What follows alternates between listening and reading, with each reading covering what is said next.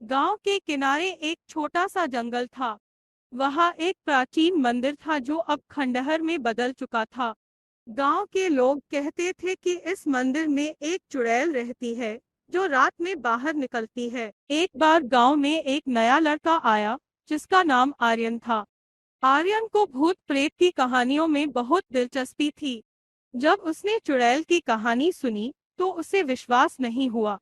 वह बहुत साहसी था और उसने ठान लिया कि वह उस मंदिर में जाकर सच का पता लगाएगा। एक रात जब चांद पूरा निकला हुआ था, आर्यन चुपके से अपने घर से निकला और जंगल की ओर बढ़ चला।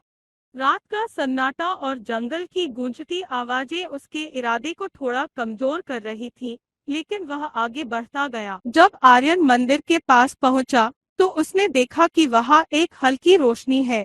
उसने सोचा कि शायद कोई और भी उसकी तरफ साहस दिखाने आया होगा। अब वह अंदर गया, लेकिन जब वह अंदर गया, तो उसकी नजर एक सफेद साड़ी पहने और बिखरे बालों वाली स्त्री पर पड़ी। वह चुड़ैल थी। आर्यन ने डरने की बजाय चुड़ैल से पूछा, तुम कौन हो और यहाँ क्यों रहती हो? चुड़ैल ने एक गहरी सांस ली और कहा, मैं एक साधारण लड़की थी।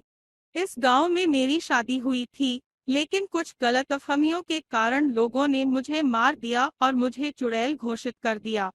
मेरी आत्मा इस मंदिर में बंधी हुई है। मैं तुम्हारी मदद करूंगा।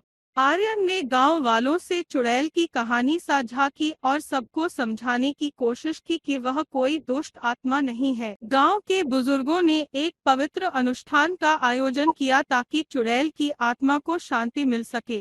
कुछ दिन बाद जब अनुष्ठान पूरा हुआ, तो चुड़ैल की आत्मा को मुक्ति मिली और मंदिर में एक नई शांति छा गई। आर्यन के साहस और समझदारी ने चुड़ैल की आत्मा को मुक्ति दिलाई और गांव वालों को उनके पूर्वाग्रह से बाहर निकाला। अब गांव वाले उस मंदिर को एक पवित्र स्थान मानते थे और वहां नियमित पूजा करने लगे।